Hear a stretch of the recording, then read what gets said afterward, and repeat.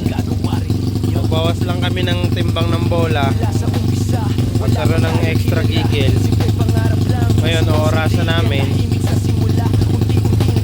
kung ano lalabas, kung magtutulin o babagal. Nasaan na nga pala yung mata nito?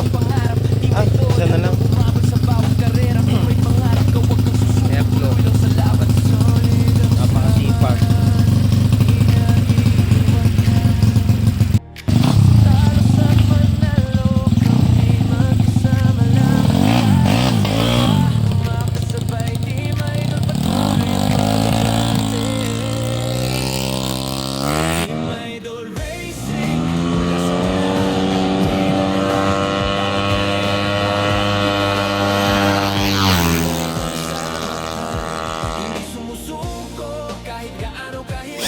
Yung mga lodi, ito na yung lumabas.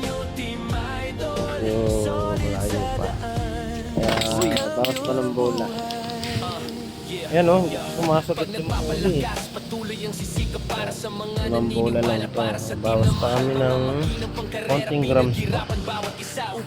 Andun yung ano, ayun. Medyo gumanda naman siya ngayon, konti kasi sa dati.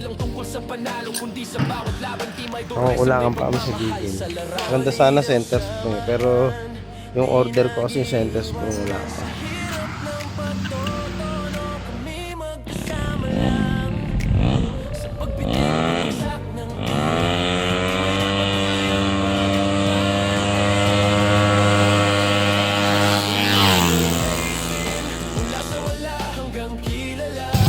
Alright, second hit mga lodi.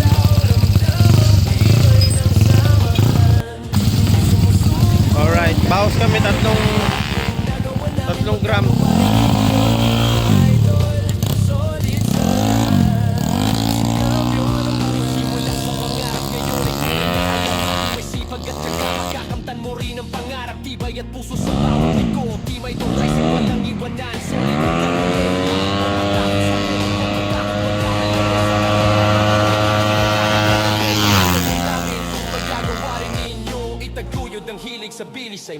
Ano?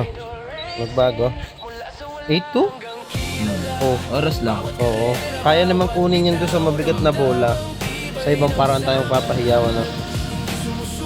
Kumbaga, ibig sabihin nga, kulang nga tayo sa hiyaw kanina. Kung mabibit-bit niya yung mabigat na bola, sa ibang parang tayo papahiyaw, papagaan tayo, madadali. Ayun. Paano? Bumagal top speed. Press lang top speed. Tumunin lang ng point. Pero ano, pagod na pagod ang makin. Balik namin sa bola, tas testing ng ibang cam gear, timing, tsaka ano, ignition.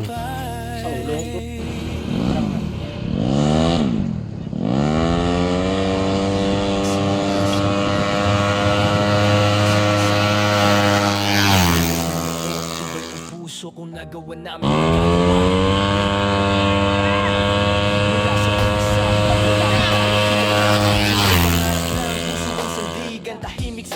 Yun mga lodi, kakauwi lang natin. Inabot tayo ng ulan sa racetrack kaya hindi na nakatono. Try ulit natin bukas. Pero kanina may good news na tayo. Ito na, nakapagpasilip na tayo. Yun ang oras natin ngayon. Medyo malayo pa to pero malapit na. Kumbaga kahit pa paano kaya na tong hilutin. Malalaman kung tatagal siya sa matindihang hilot o bibigay. Yun na lang ang alamin natin, tibay na lang. Pwede na itong pahiyawin ng hiyaw na hiyaw para magtumaas pa yon.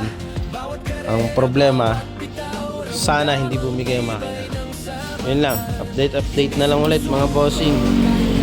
Alright, medyo mapit tayo sa katotohanan. Yun lang, mga idol, mga lodi. Thank you. Ito mga lodi, testing ulit kami, gawa ng parang tumulin nung walang piper.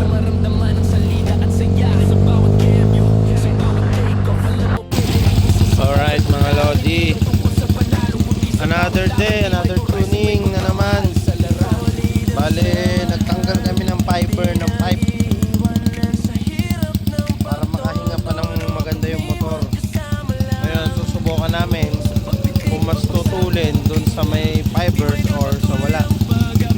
kahapon tinesting namin. Medyo pumiyaw. So yun lang, konting testing lang. Tignan lang natin kasi may babaguhin pa kami sa gilid saka sa mga magnito. Magagaangin.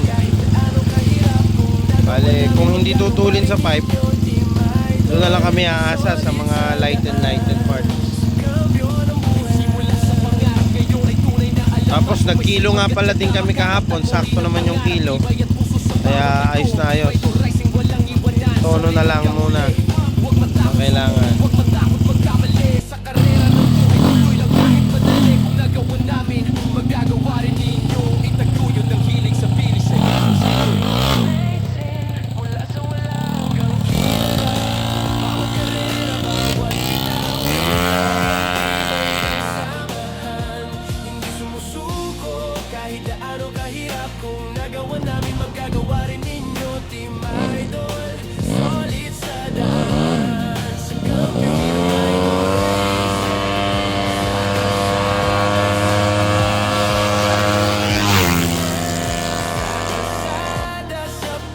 So mga lodi, bad news kasi lalong bumagal nung nagtanggal ng fiber.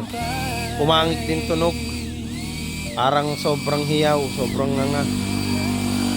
Kaya ang plano, pag uwi, babalik na lang ulit. Tapos yan, naglinis kami ng carb kasi parang may tubig. Tapos hihit ulit ng isa. Kung ganun pa rin, wala, uwi na. Pabalik sa dati.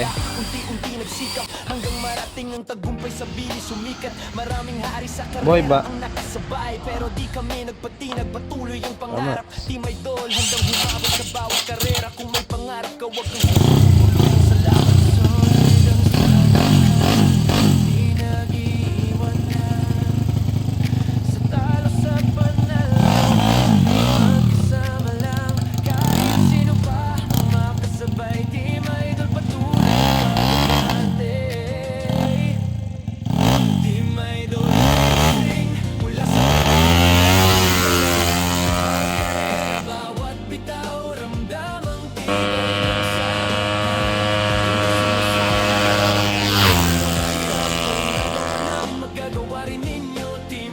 Yon mga lodi, bali kauwi lang.